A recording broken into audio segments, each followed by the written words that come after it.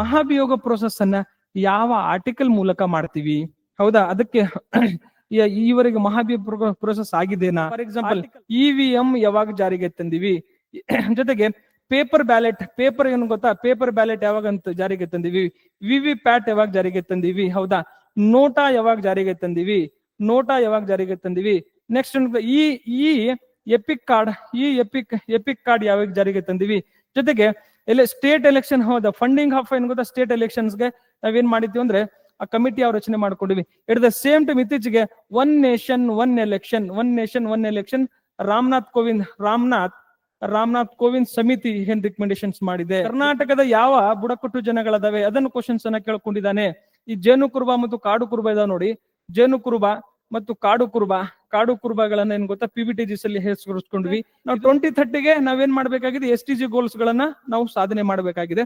ಆ ಹಿನ್ನೆಲೆಯಲ್ಲಿ ನಿಮ್ಗೆ ಏನಾಗತ್ತಂದ್ರೆ SDG goal is a very important. And 7 ಬಿಲ್ಗಳು ಏನದಾವ್ ನೋಡಿ, ಆ 7 ಬಿಲ್ಗಳನ್ನ ನಮ್ ಡಿಟೇಲ್ ಡಾಕ್ಯುಮೆಂಟ್ ಏನಿದೆ, ಆ ಡಿಟೇಲ್ ಡಾಕ್ಯುಮೆಂಟ್ ಅಲ್ಲಿ ನಾನು ಏನ್ ಮಾಡ್ಕೊಂಡಿದ್ದೇನೆ, ಲಿಸ್ಟ್ ಔಟ್ ಮಾಡ್ಕೊಂಡಿದ್ದೀನಿ. ಅದನ್ನ ನೀವು ಅಲ್ಲಿ ರೆಫರ್ ಮಾಡುವ ಪ್ರಯತ್ನವನ್ನು ಮಾಡಿ. ಆ ಡಿಟೇಲ್ ಡಾಕ್ಯುಮೆಂಟ್ ಎಲ್ಲಿ ಸಿಗುತ್ತೆ ಸರ್ ಅಂತಂದ್ರೆ, ನೀವು ವಿಡಿಯೋ ನೋಡಿದ್ರಂತ ನಮ್ ಡಿಸ್ಕ್ರಿಪ್ಷನ್ ಬಾಕ್ಸ್ ಅಲ್ಲಿ ಏನಿದೆ, ಆ ಡಿಸ್ಕ್ರಿಪ್ಷನ್ ಬಾಕ್ಸ್ ಅಲ್ಲಿ ನಿಮ್ಗೆ ಏನಾಗುತ್ತೆ ಅಂದ್ರೆ ನಮ್ ಡಿಟೇಲ್ ಡಾಕ್ಯುಮೆಂಟ್ ಅವೈಲೇಬಲ್ ಆಗ್ತಾ ಹೋಗುತ್ತೆ. ಹಲೋ ಆಫೀಸರ್ಸ್, ವೆಲ್ಕಮ್ ಟು ನಮ್ಮ KPSC. ಇಂದಿನ ತರಗತಿಯಲ್ಲಿ ನಾವು 25/6/2025 ಕರೆಂಟ್ ಅಫೇರ್ಸ್ ಅನ್ನ ಡಿಸ್ಕಸ್ ಮಾಡುವ ಪ್ರಯತ್ನವನ್ನು ಮಾಡೋಣ. ಇವತ್ತಿನ ಕರೆಂಟ್ ಅಫೇರ್ಸ್ ಅಲ್ಲಿ 5ರಿಂದ 6 ಟಾಪಿಕ್ಸ್ ಪೊಲಿಟಿ ಮೇಲೆ ಇಂಪಾರ್ಟೆಂಟ್ ಟಾಪಿಕ್ಸ್ ಇದಾವೆ. 5ರಿಂದ 6 ಟಾಪಿಕ್ಸ್ ಗಳು. ಎಟ್ ದ ಸೇಮ್ ಟೈಮ್ ಎಕನಾಮಿಯಲ್ಲಿ ಏನಾಗುತ್ತೆ ಅಂದ್ರೆ 2 ಟಾಪಿಕ್ಸ್ ಇಂಪಾರ್ಟೆಂಟ್ ಇದೆ. ಒಂದು ರೇರ್ ಅರ್ತ್ ಅಂತ ಕರಿತೀವಿ, ರೇರ್ ಅರ್ತ್ ಮಿನರಲ್ಸ್ ಗಳು. ಅದ್ರ ಬಗ್ಗೆ ಏನ್ ಮಾಡಿದೆ ಅಂದ್ರೆ ಸೆಂಟ್ರಲ್ ಗೌರ್ಮೆಂಟ್ ಏನ್ ಗೊತ್ತಾ ಕ್ರಮವನ್ನು ತೆಗೆದುಕೊಳ್ತಾ ಇದೆ. ಎಟ್ ದ ಸೇಮ್ ಸ್ಟೆಪ್ ಏನಾಗ್ತದೆ, ಸ್ಟ್ರಾಟಜಿಕ್ ಐಲ್ ರಿಸರ್ವ್ ಸಲಕ್ ನಾವೇನ್ ಮಾಡ್ಬೇಕಂದ್ರೆ ನಾವು ಒಂದು ಪ್ರೋಗ್ರಾಮ್ ಹಾಕೊಂಡಿದೀವಿ. ಆ ಪ್ರೋಗ್ರಾಮ್ ಬಗ್ಗೆ ನಾವು ಡಿಸ್ಕಸ್ ಮಾಡ್ಬೇಕಾಗತ್ತೆ. ಎಟ್ ದ ಸೇಮ್ ಟೈಮ್ ಸ್ಟೇಟ್ ಅಲ್ಲಿ ಏನಾಗಿದೆ, 7 ಬಿಲ್ಗಳನ್ನ ಏನ್ ಮಾಡಿತ್ತೆ ಅಂದ್ರೆ ರಾಷ್ಟ್ರಪತಿ ಅಂಗೀಕಾರಕ್ಕೆ ಕಳಿಸ್ಕೊಂಡಿದ್ದಾರೆ. ಅದನ್ನ ನೀವು ಬೇಗ ಏನ್ ಮಾಡ್ಬೇಕಂದ್ರೆ ಅದು ಒಪ್ಪಿಗೆ ಸೂಚಿಸಿ ಕಳಿಸ್ಬೇಕಂದು ಮಾನ್ಯ ಮುಖ್ಯಮಂತ್ರಿ ಅವರು ಏನ್ ಮಾಡಿದ್ದಾರೆ ಅಂದ್ರೆ ರಾಷ್ಟ್ರಪತಿ ದ್ರೌಪದಿ ಮುರ್ಮು ಅವರಿಗೆ ಮೀಟ್ ಆಗಿದ್ದಾರೆ. ಇವೆಲ್ಲ ಇಂಪಾರ್ಟೆಂಟ್ ಟಾಪಿಕ್ಸ್ ಅದಾವೆ. ಎಟ್ ದ ಸೇಮ್ ಟೈಮ್ ಏನಿದೆ ಅಂತಂದ್ರೆ ಬೇರೆ ಸಣ್ಣ ಪುಟ್ಟ ಟಾಪಿಕ್ಸ್ ಗಳು ಕೂಡ ಏನ್ ಗೊತ್ತಾ, ಒನ್ ಲೈನರ್ ಟಾಪಿಕ್ಸ್ ಗಳು ಕೂಡ ಇವತ್ತಿನ ಸಾಕಷ್ಟು ಇಂಪಾರ್ಟೆಂಟ್ ಇದೆ. ಅದರ ಹಿನ್ನೆಲೆಯಲ್ಲಿ ನಾವೇನ್ ಮಾಡೋಣ ಅಂದ್ರೆ 1 by 1 ಟಾಪಿಕ್ಸ್ ಅನ್ನು ನೋಡ್ಕೊಂಡು ಹೋಗೋಣ. ಎಟ್ ದ ಸೇಮ್ ಟೈಮ್ ಏನಿದೆ ಅಂತಂದ್ರೆ ಇಂಪಾರ್ಟೆಂಟ್ ಆಪರೇಷನ್ಸ್ ಗಳು ಇಸ್ರೇಲ್ ಮತ್ತು ಇರಾನ್ ಸಂಬಂಧಪಟ್ಟಂತೆ 4 ಆಪರೇಷನ್ಸ್ ಗಳು ಇಂಪಾರ್ಟೆಂಟ್ ಅದಾವೆ. ಆ 4 ಆಪರೇಷನ್ಸ್ ಬಗ್ಗೆ ಒಂದ್ಸರಿ ರಿವಿಷನ್ ಮಾಡ್ಕೊಂಡು ಮುಂದಿನ ಕ್ಲಾಸ್ಗೆ ನಾವು ಮುಂದುವರಿಯೋಣ. ಓಕೆ, ನೆಕ್ಸ್ಟ್ ನೋಡಿ, ಫಸ್ಟ್ ನೋಡಿ ಪ್ರಮುಖ ಆಪರೇಷನ್ಸ್ ಗಳು ಅಂತ ನಾನು ಹಾಕೊಂಡಿದ್ದೇನೆ. ಈ 4 ಆಪರೇಷನ್ಸ್ ಗಳಲ್ಲಿ ಮುಂದಿನ ಎಕ್ಸಾಮ್ಸ್ ಗಳಲ್ಲಿ 120% ಏನಾಗತ್ತಂದ್ರೆ ಒಂದು ಕ್ವಶನ್ಸ್ ಪಕ್ಕಾ ಬರ್ತದೆ. ಯಾಕಂದ್ರೆ ಬಹಳಷ್ಟು ಇಂಪಾರ್ಟೆಂಟ್ ಇದೆ.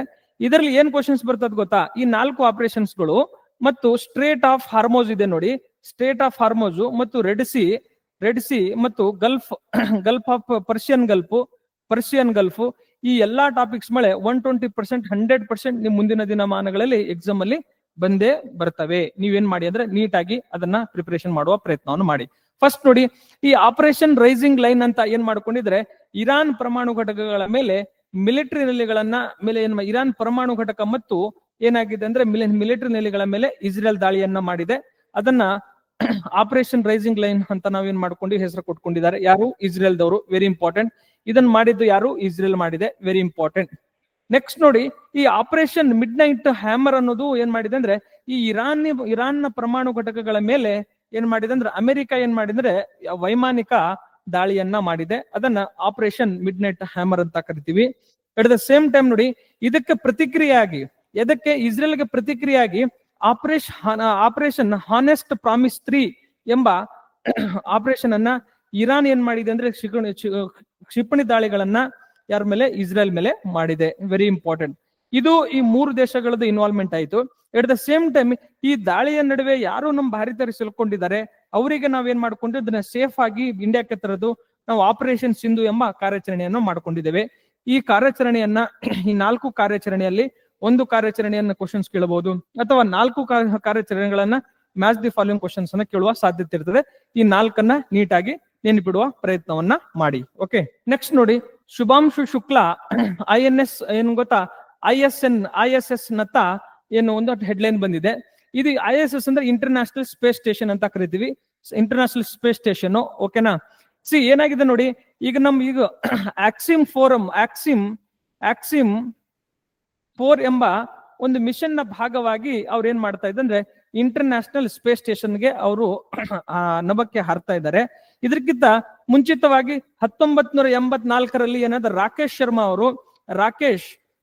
ಶರ್ಮಾ ಅವರು ಮೊದಲ ಭಾರತೀಯರಾಗಿ ಏನಂಗುತ್ತೆ ಅಂತಾರಾಷ್ಟ್ರೀಯ ಸ್ಪೇಸ್ ಸ್ಟೇಷನ್ಗೆ ವಿಸಿಟ್ ಕೊಟ್ಟಿದ್ರು. ಹೌದಾ? ಅದನ್ನ ಈಗ ಎರಡನೇ ಭಾರತೀಯ ಯಾರು, ಈ ಶುಭಾಂಶು ಶುಕ್ಲಾ ಅನ್ನೋದು ಸೆಕೆಂಡ್ ಭಾರತೀಯರು ಇವ್ರು ಹೋಗ್ತಿರೋದು. ಇದನ್ನ ಕೂಡ ನೆನ್ಪಿಡೋ ಪ್ರಯತ್ನ ಮಾಡ್ರಿ. ಎಟ್ ದ ಸೇಮ್ ಟೈಮ್ ಈ ಇಂಟರ್ನ್ಯಾಷನಲ್ ಸ್ಪೇಸ್ ಸ್ಟೇಷನ್ ಅಂತ ನಾನು ವರ್ಡ್ ಯೂಸ್ ಮಾಡಿದ್ದೀನಿ. ಇದು ಏನಂದ್ರೆ ಭೂಮಿಯಿಂದ, ಇದು ಭೂಮಿ, ಹೌದಾ, ಇದು ಅರ್ತು.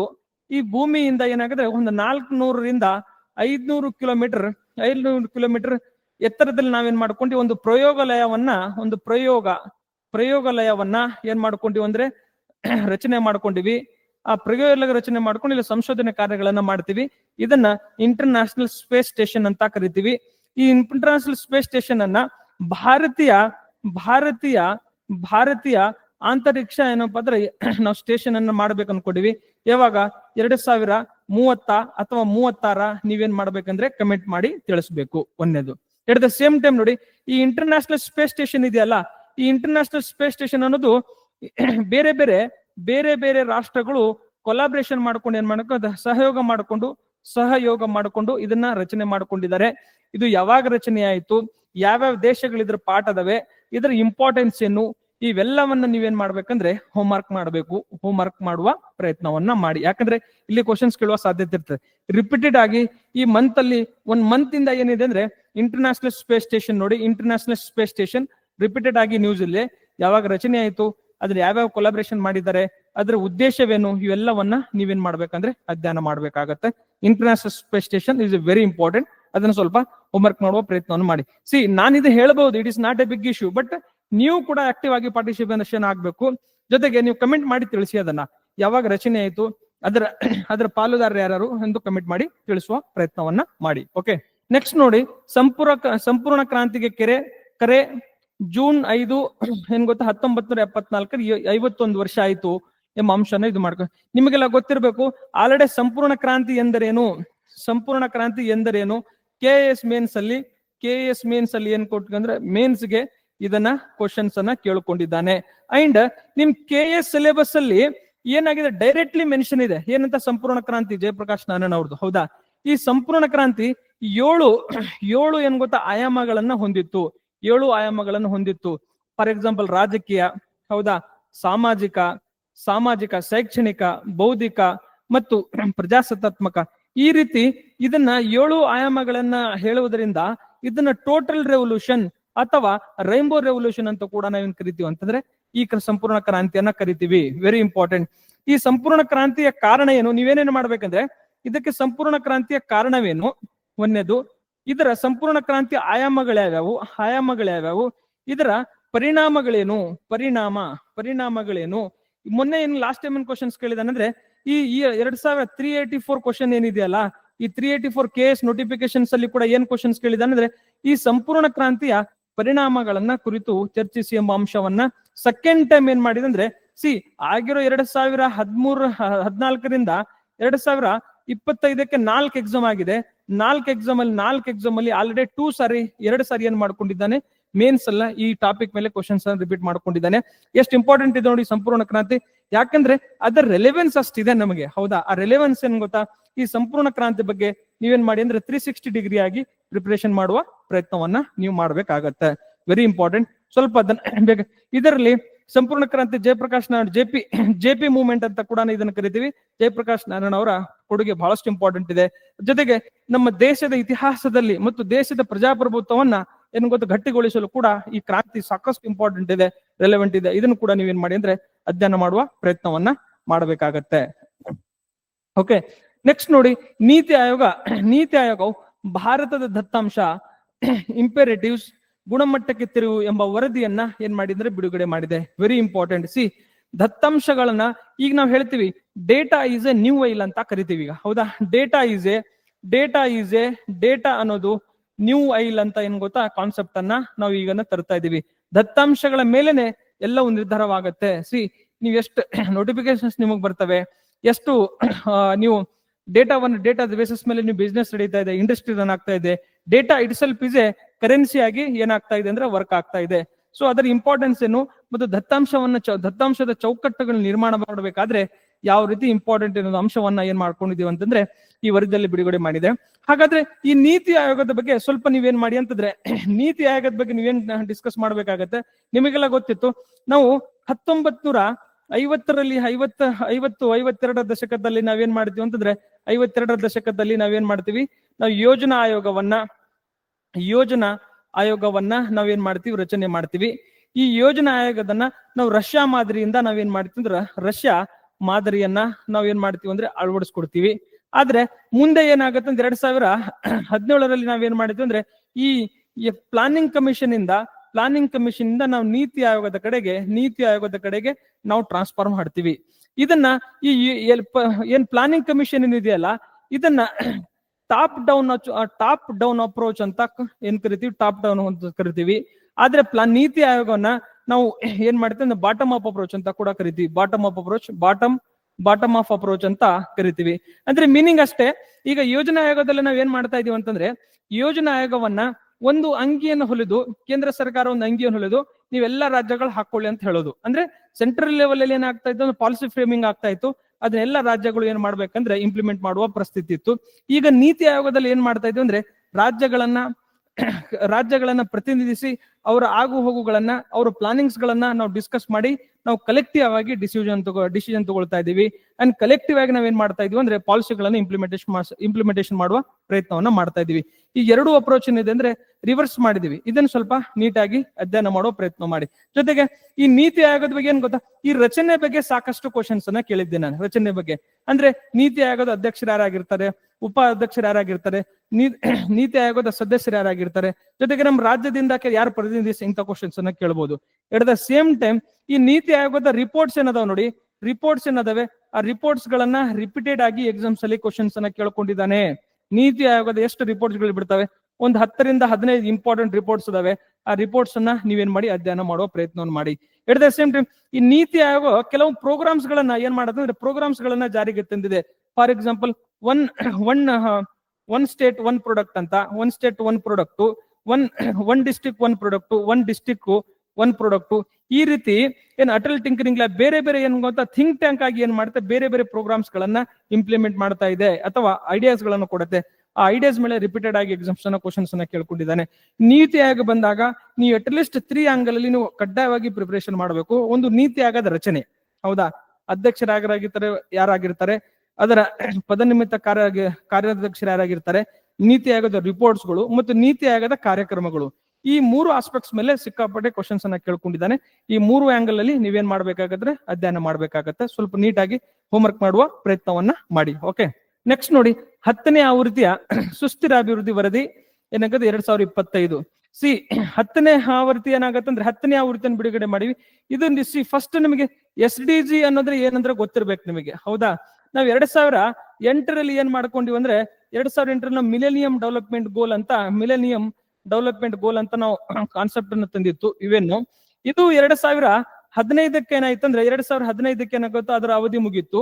2015ರಿಂದ 2030ಗೆ ನಾವೇನ್ ಮಾಡ್ಕೊಂಡಿವಿ ಅಂದ್ರೆ SDG ಸಸ್ಟೈನಬಲ್ ಡೆವಲಪ್ಮೆಂಟ್ ಗೋಲ್ಸ್ ಗಳನ್ನ 2030ಗೆ ನಾವೇನ್ ಮಾಡ್ಕೊಂಡಿವಿ ಅಂದ್ರೆ ನಾವು ಜಾರಿಗೆ ಮಾಡಿ ಕೆಲವೊಂದು ಗೋಲ್ಸ್ ಅನ್ನು ಇಟ್ಕೊಂಡಿವಿ.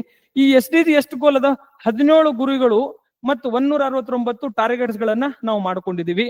ಈ ಬೇಸಿಸ್ ಮೇಲೆ ಈ 17 ಗುರಿಗಳನ್ನ ಮತ್ತು 169 ಟಾರ್ಗೆಟ್ಸ್ ಗಳನ್ನ ನಾವು ಜಗತ್ತಿನ ವಿವಿಧ ದೇಶಗಳು ಯಾವ ರೀತಿ ಸಾಧನೆಯಲ್ಲಿ ತೊಡಗಿದ್ದೇವೆ, ಯಾವ ರೀತಿ ಅಚೀವ್ಮೆಂಟ್ ಮಾಡ್ತಿವೆ ಎಂಬ ಅಂಶವನ್ನ ಏನ್ ಮಾಡುತ್ತೆ ಅಂದ್ರೆ ಒಂದು ವರದಿಯಲ್ಲಿ ಪ್ರಕಟಿಸುತ್ತದೆ. ಆ ಎಷ್ಟನೇ ವರದಿ ಪ್ರಕಟಿಸ್ತಾ ಇದೆ ಅಂದ್ರೆ 10ನೇ ವರದಿ ಏನಾಗಿದೆ ಅಂದ್ರೆ ಪ್ರಕಟಣೆ ಆಗಿದೆ 2025ರಲ್ಲಿ. ಇದರಲ್ಲಿ ಮೊಟ್ಟ ಮೊದಲ ಬಾರಿಗೆ ಭಾರತವು ಏನಾಗಿದೆ ಅಂದ್ರೆ 100ರ ಒಳಗಡೆ ಎಷ್ಟು ಸಾರಿ 2025 ಏನಾಗಿದೆ, 2025 ಅಲ್ಲಿ ಭಾರತ 99th ಸ್ಥಾನವನ್ನ ಪಡ್ಕೊಂಡಿದೆ. Very important.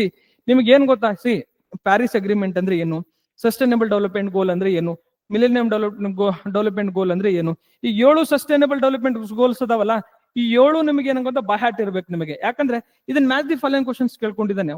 Match the following questions ಯಾವ ರೀತಿ ಅಂತಂದ್ರೆ ಸಸ್ಟೈನಬಲ್ ಡೆವಲಪ್ಮೆಂಟ್ ಗೋಲ್ 1 ಅದರ ಕಂಟೆಂಟ್, ಸಸ್ಟೈನಬಲ್ ಡೆವಲಪ್ಮೆಂಟ್ 2 ಅದರ content, sustainable development 3 and content. Match the following questions ಅನ್ನ ಕೇಳ್ಕೊಂಡಿದ್ದಾನೆ. ಎಲ್ಲಿ ಲಿಮಿಟೆಡ್ ಅಂಶಗಳು ಇರ್ತವೆ ಅಲ್ಲಿ ಕೇಳುವ ಸಾಧ್ಯತೆ ಇರ್ತವೆ. ಸೊ ಇದನ್ನೇನ್ ಮಾಡಿ ಅಂದ್ರೆ ಈ 17 ಸಸ್ಟೈನಬಲ್ ಗೋಲ್ಸ್ ಗಳನ್ನ ನೀವೇನ್ ಮಾಡ್ಬೇಕಾಗತ್ತಂದ್ರೆ ಅಚೀವ್ಮೆಂಟ್ ಮಾಡಬೇಕಾಗತ್ತೆ. ಎಟ್ ದ ಸೇಮ್ ನೋಡಿ, ಇಡೀ ನಮ್ಮ ನೀತಿ ಆಯೋಗ ಏನ್ ಮಾಡೋದು ಗೊತ್ತಾ, ಈ 17 ಸಸ್ಟೈನಬಲ್ ಡೆವಲಪ್ಮೆಂಟ್ ಗೋಲ್ ಏನಿದೆಯಲ್ಲ, ಈ 17 ಸಸ್ಟೈನಬಲ್ ಡೆವಲಪ್ಮೆಂಟ್ ಬ್ಯಾಕ್ ಎಂಡ್ ಅಲ್ಲಿ ಇದರ ಹಿನ್ನೆಲೆಯಲ್ಲಿ ನಮ್ಮ ಎಲ್ಲಾ ಪಾಲಿಸಿಗಳನ್ನ ಫ್ರೇಮ್ ವರ್ಕ್ ಮಾಡ್ತಾ ಹೋಗುತ್ತೆ. ಸೊ ಇದು ನಮಗೆ ಏನಾಗುತ್ತೆ ಅಂದ್ರೆ ಇಂಪಾರ್ಟೆಂಟ್ ಇದೆ. ಯಾಕಂದ್ರೆ ನಾವು 2030ಗೆ ನಾವೇನ್ ಮಾಡ್ಬೇಕಾಗಿದೆ, SDG ಗೋಲ್ಸ್ ಗಳನ್ನ ನಾವು ಸಾಧನೆ ಮಾಡಬೇಕಾಗಿದೆ.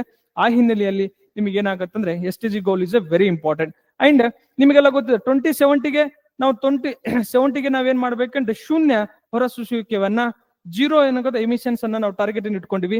ವೆರಿ ಇಂಪಾರ್ಟೆಂಟ್, ಅದನ್ನು ಕೂಡ ನೆನ್ಪಿಡುವ ಪ್ರಯತ್ನವನ್ನು ಮಾಡಿಸಿ.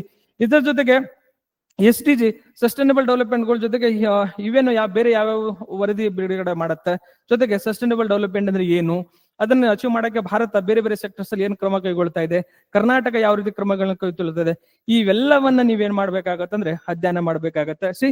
ಇದು one of the core theme of examiner. SDG ಅನ್ನೋದು, SDG ಅನ್ನ ಬಿಟ್ಟು ನಿಮ್ ಪ್ರಶ್ನೆ ಪತ್ರಿಕೆ ಇರಲ್ಲ.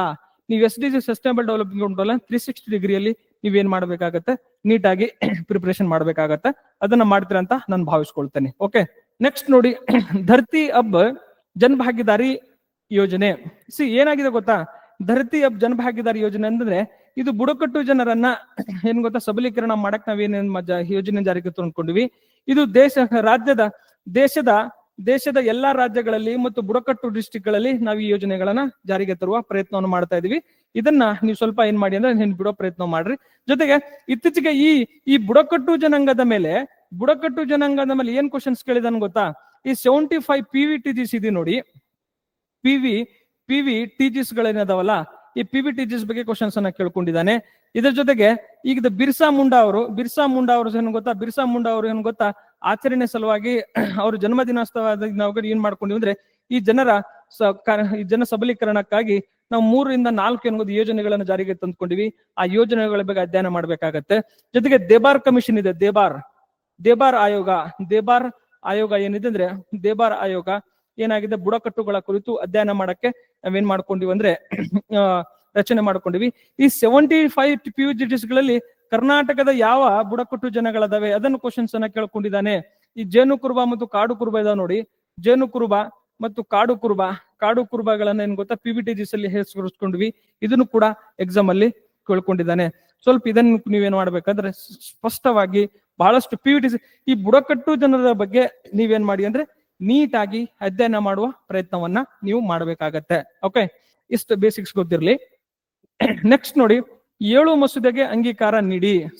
ಏನಾಗಿದೆ ಗೊತ್ತಾ, ಈಗ ಇದು ನಮ್ದು ವಿಧಾನಸಭೆ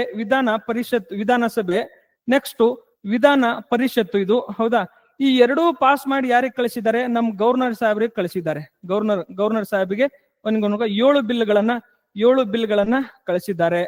ಈ 7 ಬಿಲ್ಗಳನ್ನ ಏನ್ ಮಾಡಬಹುದು ಅಂದ್ರೆ ಆರ್ಟಿಕಲ್ 200 ಪ್ರಕಾರ ನಮ್ಮ ಗವರ್ನರ್ ಹತ್ರ 4 ಆಪ್ಷನ್ಸ್ ಅದಾವೆ. ಇವನು ಒಂದು ಸಿಗ್ನೇಚರ್ ಮಾಡಬಹುದು, ಒಂದು ರಿಜೆಕ್ಟ್ ಮಾಡಬಹುದು, ಒಂದೇನ್ ಮಾಡಬಹುದು ಅಂದ್ರೆ ವಿತ್ಹೋಲ್ಡ್ ರಿಟರ್ನ್ ಕಳಿಸಬಹುದು, ರಿಟರ್ನ್ ಕಳಿಸಬಹುದು. ಇನ್ನೊಂದ್ ಏನ್ ಮಾಡಬಹುದು ಅಂದ್ರೆ ರಾಷ್ಟ್ರಪತಿಯವರಿಗೆ ಏನ್ ಮಾಡೋ ಅನುಮೋದನೆಗೆ ಕಳಿಸಬಹುದು. ಈಗ ವಿಧಾನ ಪರಿಷತ್ತು ಮತ್ತು ವಿಧಾನಸಭೆಯನ್ನ ಪಾಸ್ ಮಾಡಿದಂತ ಬಿಲ್ ಅನ್ನ ನಾವು ಗವರ್ನರ್ಗೆ ಕಳಿಸ್ತೀವಿ. ಆ ಗವರ್ನರ್ಗಳನ್ನ ಕಳಿಸಿದ 7 ಬಿಲ್ಗಳನ್ನ ಆರ್ಟಿಕಲ್ 200 ಮೂಲಕ ಏನ್ ಮಾಡಬಹುದು ಅಂದ್ರೆ ಇವ್ರು ಗವರ್ನರ್ ಅವ್ರು ಏನ್ ಮಾಡಬಹುದು, 4 ಆಪ್ಷನ್ಸ್ ಇದಾವೆ. ಒಂದು ಸಿಗ್ನೇಚರ್ ಮಾಡಿ ಕಳಿಸಬಹುದು, ಅದು ಬಿಲ್ ಅನ್ನ ಸಿಗ್ನೇಚರ್ ಮಾಡಿದ್ರೆ ಅದು ಆಕ್ಟ್ ಆಗಿ ಪರಿವರ್ತನೆ ಆಗತ್ತೆ. ಅದನ್ನ ರಿಜೆಕ್ಟ್ ಮಾಡಬಹುದು, ಅಥವಾ ರಿಟರ್ನ್ ಮಾಡಬಹುದು. ರಾಷ್ಟ್ರಪತಿ ಅನುಮೋದನೆಗೆ ಕಳಿಸಿದ್ದಾರೆ. ಆಲ್ರೆಡಿ ಈಗ ರಿಟರ್ನ್ ಏನ್ ಮಾಡಿದ್ದಾರೆ ಅಂದ್ರೆ ಆರ್ಟಿಕಲ್ 200 ಮೂಲಕ ರಾಷ್ಟ್ರಪತಿ ಅವರಿಗೆ 7 ಬಿಲ್ಸ್ ಗಳನ್ನ ಕಳಿಸಿದ್ದಾರೆ. ಆ 7 ಬಿಲ್ಗಳು ಏನದಾವ್ ನೋಡಿ, ಆ 7 ಬಿಲ್ಗಳನ್ನ ನಮ್ ಡಿಟೇಲ್ ಡಾಕ್ಯುಮೆಂಟ್ ಏನಿದೆ, ಆ ಡಿಟೇಲ್ ಡಾಕ್ಯುಮೆಂಟ್ ಅಲ್ಲಿ ನಾನು ಏನ್ ಮಾಡ್ಕೊಂಡಿದ್ದೇನೆ, ಲಿಸ್ಟ್ ಔಟ್ ಮಾಡ್ಕೊಂಡಿದ್ದೀನಿ. ಅದನ್ನ ನೀವು ಅಲ್ಲಿ ರೆಫರ್ ಮಾಡುವ ಪ್ರಯತ್ನವನ್ನು ಮಾಡಿ.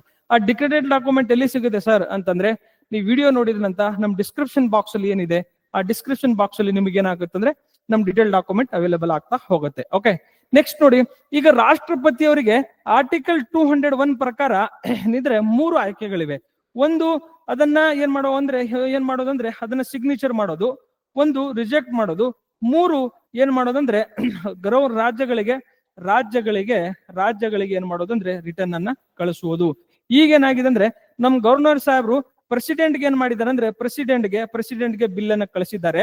ಈ ಪ್ರೆಸಿಡೆಂಟ್ಗೆ ಹೋಗಿ ನಮ್ CM ಸಾಹೇಬ್ರು ಏನ್ ಮಾಡ್ತಾ ಇದ್ದಾರೆ ಅಂದ್ರೆ, ಮೇಡಮ್ ದ್ರೌಪದಿ ಮುರ್ಮು ಮೇಡಮ್ ಅವರೇ, ನಮ್ 7 ಬಿಲ್ಗಳು ನಿಮ್ಮ ಹತ್ರ ಕಳಿಸಿದ್ದಾರೆ ನಮ್ ಗವರ್ನರ್ಗಳು, ಅದಕ್ಕೆ ಆದಷ್ಟು ಬೇಗ ಏನ್ ಮಾಡಿ ಅಂದ್ರೆ ನೀವು ಬಿಲ್ ಮಾಡಿ ಅದನ್ನ ಸಿಗ್ನೇಚರ್ ಮಾಡಿ ಕಳಿಸಿ ಎಂಬ ರಿಕ್ವೆಸ್ಟ್ ಅನ್ನ ನಮ್ಮ ಮಾನ್ಯ ಮುಖ್ಯಮಂತ್ರಿ ಅವರು ಮಾಡ್ಕೊಂಡಿದ್ದಾರೆ.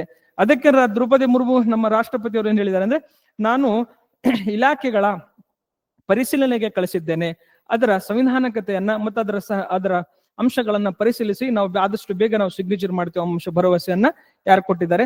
ನಮ್ಮ ಪ್ರೆಸಿಡೆಂಟ್ ಅವರು, ನಮ್ಮ ಮಾನ್ಯ ಮುಖ್ಯಮಂತ್ರಿ ಅವರು ಕೊಟ್ಟಿದ್ದಾರೆ. ಈ ಬೇಸಿಕ್ಸಿ ಇದು ನ್ಯೂಸ್ ಅಲ್ಲಿ ಇದೆ. ಬಟ್ ಆರ್ಟಿಕಲ್ 200 ಏನು, ಆರ್ಟಿಕಲ್ 201 ಏನು, what is the procedure of ಏನ್, ಗವರ್ನರ್ಗೆ ಏನ್ ಪಾತ್ರ ಇದೆ, ಅದರಲ್ಲಿ ಪ್ರೆಸಿಡೆಂಟ್ ಪಾತ್ರ ಏನಿದೆ, ಅವೆಲ್ಲವನ್ನ ನಿಮಗೆ ಎಕ್ಸಾಮ್ ಅಲ್ಲಿ ಕೇಳ್ತಾನೆ.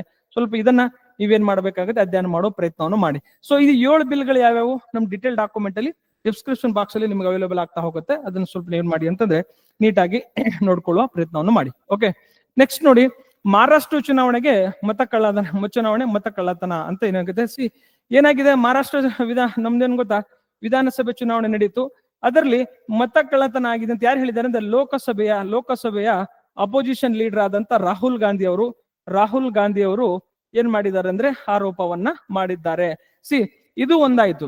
ಈಗ ನಮಗೆ ಈ ಟಾಪಿಕ್ ಇಂದ ನಮಗೇನ್ ಬೇಕು ಗೊತ್ತಾ, ಈ ಚುನಾವಣಾ ಆಯೋಗ ಇದೆ ನೋಡಿ, ಎಲೆಕ್ಷನ್ ಕಮಿಷನ್ ಇದೆ ನೋಡಿ, ಈ ಎಲೆಕ್ಷನ್ ಕಮಿಷನ್ ನ ಯಾವ ಭಾಗದಲ್ಲಿ ಇದೆ, ಯಾವ ಆರ್ಟಿಕಲ್ ಇದ್ರ ಬಗ್ಗೆ ಮಾತಾಡತ್ತೆ, ಜೊತೆಗೆ ಈ ಎಲೆಕ್ಷನ್ ರಿಫಾರ್ಮ್ಸ್ ಸಲುವಾಗಿ ನಾವ್ ಏನೇನ್ ಮಾಡ್ಕೊಂಡಿದೀವಿ ಅದು ನಮಗೆ ಇಂಪಾರ್ಟೆಂಟ್ ಆಗತ್ತೆ.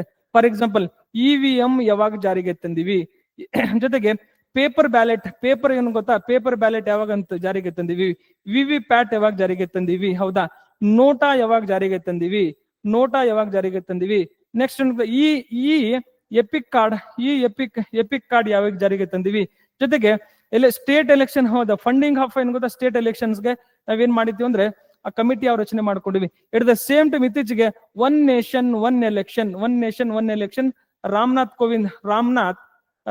ಕೋವಿಂದ್ ಸಮಿತಿ ಏನ್ ರಿಕಮೆಂಡೇಶನ್ ಏನ್ ಮಾಡಿದೆ, ಈ ಎಲ್ಲದರ ಕುರಿತು ನೀವು ಅಧ್ಯಯನ ಮಾಡ್ಬೇಕಾಗತ್ತೆ. ಇದು ನಿಮಗೆ ಎಕ್ಸಾಮ್ ದೃಷ್ಟಿಯಿಂದ ಇಂಪಾರ್ಟೆಂಟ್ ಇದೆ. ಓಕೆನಾ, ಇದನ್ನ ಸ್ವಲ್ಪ ನೀಟಾಗಿ ಈ ಚುನಾವಣೆ ರಿಫಾರ್ಮ್ಸ್ ರಿಲೇಟೆಡ್ ಏನ್ ಮಾಡಿ ಅಂತಂದ್ರೆ ಇದ್ರ ಬಗ್ಗೆ ಡಿಸ್ಕಸ್ ಮಾಡೋ ಅಧ್ಯಯನ ಮಾಡೋ ಪ್ರಯತ್ನ ಮಾಡಿ.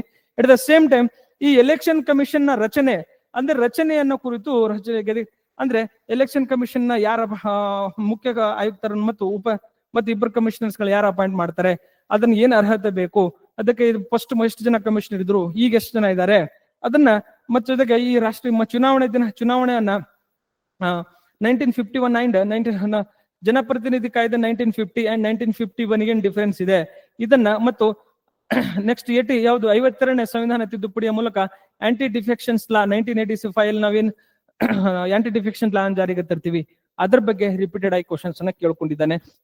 ನಮಗ್ ಚುನಾವಣೆ ಬಂದಾಗ, ನೀವು ಎಲೆಕ್ಷನ್ಸ್ ಬಂದಾಗ 360 ಡಿಗ್ರಿ ಏನಾಗತ್ತಂದ್ರೆ ನೀವು ಅಧ್ಯಯನ ಮಾಡ್ಬೇಕಾಗತ್ತೆ. ಇದರ ಸೇಮ್ ಟೈಮ್ ಭಾರತದಲ್ಲಿ ಏನಾಗಿದೆ ಅಂದ್ರೆ ಚುನಾವಣೆಗಳು ವಾರಕ್ಕೊಮ್ಮೆ ಬರುವ ಸಂತೆಗಳಾಗಿವೆ. ಆದ್ರೆ ನಾವೇನ್ ಯಾವ್ದ ಕಡೆ ಹೋಗ್ಬೇಕಂತಂದ್ರೆ ಇವು ತಿಂಗಳಿಗೊಮ್ಮೆ ಅಥವಾ 5 ತಿಂಗಳಿಗೆ ಬರುವ ಏನಾಗುತ್ತೆ ಹಬ್ಬ ಹರಿದಿನಗಳಾಗಬೇಕು ಎಂಬ ಕಾನ್ಸೆಪ್ಟ್ ಅಲ್ಲಿ ನಾವೇನ್ ಮಾಡಿದೀವಿ ಅಂತಂದ್ರೆ ಏನಾಗಿದೆ, ಒನ್ ನೇಷನ್ ಒನ್ ಎಲೆಕ್ಷನ್ ಅನ್ನ ನಾವೇನ್ ತರದಾಗಿ ಜಾರಿಗೆ ತರ್ತಾ ಇದೀವಿ. ಯಾಕಂದ್ರೆ ದೇಶದ ಯಾವ್ದಾದ್ರು ಒಂದು ಮೂಲೆಯಲ್ಲಿ ಏನಾಗ್ತದೆ, ಎಲೆಕ್ಷನ್ ನಡೀತಿರ್ತವೆ. ಸೊ ಎಲೆಕ್ಷನ್ ನಡೆಯೋದ್ರಿಂದ ಡೆವಲಪ್ಮೆಂಟ್ ಆಕ್ಟಿವಿಟಿ ಹಾರ್ಮ್ ಆಗುತ್ತೆ, ಹ್ಯೂಮನ್ ರಿಸೋರ್ಸ್ ಹಾಳಾಗತ್ತೆ. At the same time forces ಗಳನ್ನ, CRPF ಫೋರ್ಸ್ ಗಳನ್ನ ಮತ್ತೆ ಎಜುಕೇಶನ್ ಸೆಕ್ಟರ್ ಟೀಚರ್ಸ್ ಗಳನ್ನ ಏನಾಗತ್ತ ನಾವು ಮೂವ್ ಮಾಡ್ಬೇಕಾಗತ್ತೆ, ಅದರ ಆಕ್ಟಿವಿಟಿ ಇನ್ವಾಲ್ವ್ಮೆಂಟ್ ಮಾಡ್ಬೇಕಾಗತ್ತೆ. ಸೊ ಅದರಿಂದ ಎಲೆಕ್ಷನ್ ಅನ್ನ ನಾವೇನ್ ಮಾಡ್ತಾ ಇದೀವಿ ಅಂದ್ರೆ ಸ್ವಲ್ಪ ಇದನ್ನ ಒನ್ ನೇಷನ್ ಒನ್ ಕ್ಲಿಕ್ ಹೋಗುವ ಪ್ರಯತ್ನವನ್ನು ಮಾಡ್ತಾ ಇದೀವಿ. ಮೊದಲು 1967 ವರೆಗೆ ಏನಿತ್ತು, ಒನ್ ನೇಷನ್ ಒನ್ ಎಲೆಕ್ಷನ್ ಇತ್ತು. ಅದು ಯಾಕೆ ನಾವು ಮತ್ತೆ ಮಲ್ಟಿಪಲ್ ಎಲೆಕ್ಷನ್ಸ್ ಗಳಿಗೆ ಹೋಗಿದೀವಿ ಎಲ್ಲವನ್ನ ನಿಮ್ಗೆ ಇಂಟರ್ವ್ಯೂದಲ್ಲಿ ಏನ್ ಕ್ವಶನ್ಸ್ ಕೇಳ್ತಾನೆ ಗೊತ್ತಾ, ಇಂಟರ್ವ್ಯೂದಲ್ಲಿ ಕ್ವಶನ್ಸ್ ಕೇಳ್ತಾನೆ ಅಂಡ್ ಎಸ್ಸೆ ಕೂಡ ನಿಮ್ಗೆ ಏನ್ ಹೇಳ್ತಾನೆ ಕ್ವಶನ್ಸ್ ಅನ್ನ ಕೇಳುವ ಸಾಧ್ಯತೆ ಇರ್ತದೆ. ಸೊ ಈ ಟಾಪಿಕ್ ಅನ್ನ ಆಸ್ ಎ ಪ್ರಿಲಿಮ್ಸ್ ಆಗಿ ಓದ್ಬೇಕಾಗತ್ತೆ, ಆಸ್ ಎ ಮೇನ್ಸ್ಗೂ ಓದ್ಬೇಕಾಗತ್ತೆ, and at the same time ನೀವು ಏನಾಗುತ್ತೆ ಎಸ್ಸೆ ಆಗಿ ಕೂಡ ಈ ಟಾಪಿಕ್ ಅನ್ನ ನೀವು ಓದ್ಬೇಕಾಗತ್ತೆ. ಸ್ವಲ್ಪ ಅದನ್ನ ಓದುವ ಪ್ರಯತ್ನವನ್ನ ಮಾಡಿ. ಓಕೆ, ನೆಕ್ಸ್ಟ್ ನೋಡಿ, ತುರ್ತು ಪರಿಸ್ಥಿತಿ ನೆನಪುಗಳು, ಕಲಿಯಬೇಕಾದ ಪಾಠ ಹಲವು. ನಿಮಗೆಲ್ಲ ಗೊತ್ತಿದೆ ಏನಾಗಿದೆ ಅಂದ್ರೆ ನಾವು ಮೊಟ್ಟ ಮೊದಲ ಬಾರಿಗೆ ರಾಷ್ಟ್ರೀಯ ತುರ್ತು ಪರಿಸ್ಥಿತಿಯನ್ನು ಘೋಷಿಸ್ಕೊಂಡಿವಿ, ಹೌದಾ. ನೆಕ್ಸ್ಟ್ ಏನಾಗತ್ತಂದ್ರೆ ಕಾನ್ಸ್ಟಿಟ್ಯೂಷನ್ ಏನಿದೆ, ಈಗ ಏನಾಗಿದೆ ಅಂದ್ರೆ ತುರ್ತು ಪರಿಸ್ಥಿತಿ ಘೋಷಣೆ ಆಗಿ 50 ವರ್ಷ ಆಯ್ತು. ಹೌದಾ? ಜೂನ್ 25 1975 ಅಲ್ಲಿ ನಾವೇನ್ ಮಾಡ್ಕೊಂಡಿವಿ ಅಂದ್ರೆ ಮೊಟ್ಟ ಮೊದಲ ಬಾರಿಗೆ ನಾವು ರಾಷ್ಟ್ರೀಯ ತುರ್ತು ಪರಿಸ್ಥಿತಿಯನ್ನು ಘೋಷಿಸ್ಕೊಂಡಿವಿ. ಇದು ನೋಡಿ ಭಾಗ 18ರಲ್ಲಿ ಭಾಗ 18 ತುರ್ತು ಪರಿಸ್ಥಿತಿಯಲ್ಲಿ ಕಾನ್ಸ್ಟಿಟ್ಯೂಷನ್ 18ನೇ ಭಾಗದಲ್ಲಿ ಆರ್ಟಿಕಲ್ 352 ಇಂದ ಆರ್ಟಿಕಲ್ 360 ವರೆಗೆ ಏನ್ ಮಾಡದಂದ್ರೆ ನಾವೇನ್ ಮಾಡ್ತೀವಿ, ಸಂವಿಧಾನಿಕ ಪ್ರಾವಧಾನಗಳ ಕುರಿತು ಡಿಸ್ಕಸ್ ಮಾಡ್ತೀವಿ. ನೋಡಿ ನೆಕ್ಸ್ಟ್ ಏನು, ಆರ್ಟಿಕಲ್ 352 ಏನು, ಆರ್ಟಿಕಲ್ 352 ರಾಷ್ಟ್ರೀಯ ನ್ಯಾಷನಲ್ ಎಮರ್ಜೆನ್ಸಿಯನ್ನ ಕುರಿತು ಡಿಸ್ಕಸ್ ಮಾಡತ್ತೆ. 1ನೇ ಪಾಯಿಂಟ್ ವೆರಿ ಇಂಪಾರ್ಟೆಂಟ್. ಹೌದಾ? ಎಟ್ ದ ಸೇಮ್ ಟೈಮ್ ನೋಡಿ 352 ಏನು ಗೊತ್ತಾ, ಆರ್ಟಿಕಲ್ 352 ಆರ್ಟಿಕಲ್ 353 ಇದು ನ್ಯಾಷನಲ್ ಎಮರ್ಜೆನ್ಸಿ ಆದ ನಂತರ ಅದರ ಪರಿಣಾಮವನ್ನು ಕುರಿತು ಏನೇನ್ ಪರಿಣಾಮ ಆಗತ್ತೆ ಅದನ್ನ ಕುರಿತು ಡಿಸ್ಕಸ್ ಮಾಡುತ್ತೆ. ಸಂವಿಧಾನದ ಪ್ರಾವಿಧಾನಗಳು 18ನೇ ಭಾಗದಲ್ಲಿ ಬರುವಂತಹ ಆರ್ಟಿಕಲ್ 352 ಇಂದ 360 ವರೆಗೆ ಕಂಡು ಬರುತ್ತದೆ. ಆರ್ಟಿಕಲ್ 352 ಅಲ್ಲಿ ನ್ಯಾಷನಲ್ ಎಮರ್ಜೆನ್ಸಿ ಬಗ್ಗೆ ಮಾತಾಡ್ತೀವಿ. ಆರ್ಟಿಕಲ್ 353 ಅಲ್ಲಿ ನ್ಯಾಷನಲ್ ಎಮರ್ಜೆನ್ಸಿ ಹೇರಿಕೆ ಆದ ನಂತರ ಅದರ ಪರಿಣಾಮಗಳೇನು ಅದರ ಕುರಿತು ಡಿಸ್ಕಸ್ ಮಾಡ್ತೀವಿ. ಎಟ್ ದ ಸೇಮ್ ಟೈಮ್ ನೋಡಿ ಏನ್ ಗೊತ್ತಾ, ಈಗ ಆರ್ಟಿಕಲ್ 354 ಏನ್ ಹೇಳುತ್ತೆ ನೋಡಿ, ಆರ್ಟಿಕಲ್ 354 ಏನ್ ಹೇಳತ್ತಂತಂದ್ರೆ ಆರ್ಟಿಕಲ್ 354 ಈಗ ರೆವೆನ್ಯೂ ಡಿಸ್ಟ್ರಿಬ್ಯೂಷನ್ ಆಫ್ ಏನು ಗೊತ್ತಾ, ಈ ನ್ಯಾಷನಲ್ ಎಮರ್ಜೆನ್ಸಿ ಆಯ್ತು, ನ್ಯಾಷನಲ್ ಎಮರ್ಜೆನ್ಸಿ ಆದಾಗ ರೆವೆನ್ಯೂ ಡಿಸ್ಟ್ರಿಬ್ಯೂಷನ್ಸ್ ಯಾವ ರೀತಿ ಮಾಡಬೇಕು ಅನ್ನೋದ್ರ ಕುರಿತು ಡಿಸ್ಕಷನ್ ಮಾಡತ್ತಂದ್ರೆ ರೆವೆನ್ಯೂ ಡಿಸ್ಟ್ರಿಬ್ಯೂಷನ್ ನ್ಯಾಷನಲ್ ಎಮರ್ಜೆನ್ಸಿ ಬಂದಾಗ ಯಾವ ರೀತಿ ರೆವೆನ್ಯೂ ಡಿಸ್ಟ್ರಿಬ್ಯೂಷನ್ ಆಗತ್ತೆ ಅದ್ರ ಬಗ್ಗೆ ಡಿಸ್ಕಸ್ ಮಾಡತ್ತೆ. ಎಟ್ ದ ಸೇಮ್ ಟೈಮ್ ನೋಡಿ ನಿಮಗೆ ಆರ್ಟಿಕಲ್ 356 ನಿಮ್ಗೆ ಗೊತ್ತಿದೆ ಎಲ್ಲರಿಗೆ, ಏನ್ ಗೊತ್ತಾ, ಕಾನ್ಸ್ಟಿಟ್ಯೂಷನ್ ಆರ್ಟಿಕಲ್ 356 ಏನಂದ್ರೆ ರಾಜ್ಯಗಳಲ್ಲಿ ಕಾನ್ಸ್ಟಿಟ್ಯೂಷನ್ ಏನಾಗತ್ತೆ, ಫೇಲ್ಯೂರ್ ಆದಾಗ ಏನಾಗತ್ತಂದ್ರೆ ನಾವು ರಾಜ್ಯಗಳಲ್ಲಿ ರಾಷ್ಟ್ರಪತಿ ಆಡಳಿತವನ್ನ ಹೇರ್ತೀವಿ. ಇದು ಕೂಡ ವೆರಿ ಇಂಪಾರ್ಟೆಂಟ್ ಇದೆ. ಎಟ್ ದ ಸೇಮ್ ಟೈಮ್ ನೋಡಿ ಕ್ವಶನ್ಸ್ ಅಲ್ಲಿ ಏನ್ ಗೊತ್ತಾ, ಆರ್ಟಿಕಲ್ 358 ಅಂಡ್ 359 ಅಲ್ಲಿ ಏನ್ ಮಾಡ್ಕೊಂಡಿದ್ದಾನೆ, ರಿಪೀಟೆಡ್ ಆಗಿ ಲಾಸ್ಟ್ ಟೈಮ್ KS ಗೆ ಕ್ವಶನ್ ಕೇಳ್ಕೊಂಡಿದ್ದಾನೆ. ಆರ್ಟಿಕಲ್ 350 ಏನ್ ಹೇಳತ್ತಂದ್ರೆ article suspension of provision of article. ಈಗ ಆರ್ಟಿಕಲ್ 358 ಮೂಲಕ ಏನಾಗತ್ತಂದ್ರೆ ಸಂವಿಧಾನದ 19ನೇ ವಿಧಿಯಲ್ಲಿರುವಂತಹ ಹಕ್ಕುಗಳನ್ನ ಮುಟುಕುಗೊಳಿಸುವಂತ ಡಿಸ್ಕಸ್ ಮಾಡೋದು article 358. At the same time article 359 ಏನ್ ಮಾಡತ್ತಂದ್ರೆ ಈ ಪಾರ್ಟ್ 3 ಇದೆಯಲ್ಲ, ಪಾರ್ಟ್ 3 ಫಂಡಮೆಂಟಲ್ ರೈಟ್ಸ್ ಪಾರ್ಟ್ 3 ಇದೆಯಲ್ಲ ಅದನ್ನ ಸಸ್ಪೆನ್ಷನ್ ಮಾಡುವ ವಿಚಾರದಲ್ಲಿ ಏನ್ ಆರ್ಟಿಕಲ್ 359 ಮಾತಾಡುತ್ತೆ. ನಾನು ಸ್ವಲ್ಪ ಸ್ಪೀಡ್ ಹೇಳ್ತಾ ಇದ್ದೀನಿ. ಯಾಕಂದ್ರೆ ಎಲ್ಲವನ್ನು ಎಕ್ಸ್ಪ್ಲೇನ್ ಮಾಡ್ತಾ ಹೋದ್ರೆ ಇದೇ ಪೊಲಿಟಿಕಲ್ ಕ್ಲಾಸ್ ಆಗ್ಬಿಡ್ತದೆ. ನೀವೇನ್ ಮಾಡಿ ಅಂತಂದ್ರೆ ಆರ್ಟಿಕಲ್ 352 ಇಂದ ಹಿಡ್ಕೊಂಡು 360 ವರೆಗೆ ಅಂಡ್ ಜೊತೆಗೆ ನೀವು ಮುಖ್ಯವಾಗಿ ನಿಮ್ಗೆ ಏನ್ ಗೊತ್ತಾ, ಆರ್ಟಿಕಲ್ 356 ಮತ್ತು 365 ವ್ಯತ್ಯಾಸವೇನು ಒಂದೇದು, ಅಂಡ್ ಆರ್ಟಿಕಲ್ 358 ಅಂಡ್ 359 ನಡುವೆ ಏನ್ ಡಿಫ್ರೆನ್ಸ್ ಇದೆ ಇದನ್ನು ಫೋಕಸ್ ಮಾಡಿ ಎಕ್ಸಾಮಿನ ಸ್ಟೇಟ್ಮೆಂಟ್ ವೈಸ್ ಕ್ವಶನ್ಸ್ ಕೇಳ್ತಾ ಇದ್ದಾನೆ. ಅಲ್ಲಿ ನೀವು ಕ್ಲಾರಿಟಿ ತೆಗೆದುಕೊಳ್ಳುವ ಪ್ರಯತ್ನವನ್ನ ಮಾಡಿ. ಎಟ್ ದ ಸೇಮ್ ಟೈಮ್ ನಿಮ್ಗೆಲ್ಲ ಗೊತ್ತಿದೆ ಆರ್ಟಿಕಲ್ 360 ನೋಡಿ, ಆರ್ಟಿಕಲ್ 360 ಏನಾಗತ್ತಂದ್ರೆ ಫೈನಾನ್ಷಿಯಲ್ ಎಮರ್ಜೆನ್ಸಿಯನ್ನ ಕುರಿತು ನಾವು ಡಿಸ್ಕಸ್ ಮಾಡ್ತೀವಿ. ಈವರೆಗೆ ಒಮ್ಮೆಯೂ ಕೂಡ ಏನ್ ಮಾಡಿದ್ರೆ ಭಾರತದಲ್ಲಿ ನಾವು ಹಣಕಾಸಿನ ತುರ್ತು ಪರಿಸ್ಥಿತಿಯನ್ನ ಘೋಷಣೆ ಮಾಡ್ಕೊಂಡಿಲ್ಲ. This is the beauty of ಏನಂದ್ರೆ ಇಂಡಿಯಾ.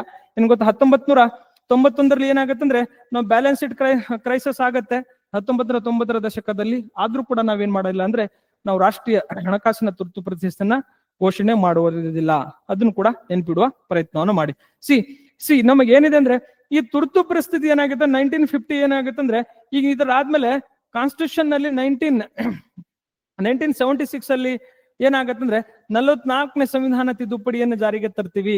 ಈ 44ನೇ ಸಂವಿಧಾನ ತಿದ್ದುಪಡಿಯ ಮೂಲಕ ಈ ತುರ್ತು ಪರಿಸ್ಥಿತಿ ನಿಬಂಧನೆಗಳಿಗೆ ನಾವು ಸ್ವಲ್ಪ ಬದಲಾವಣೆಗಳನ್ನ ಮಾಡ್ತೀವಿ.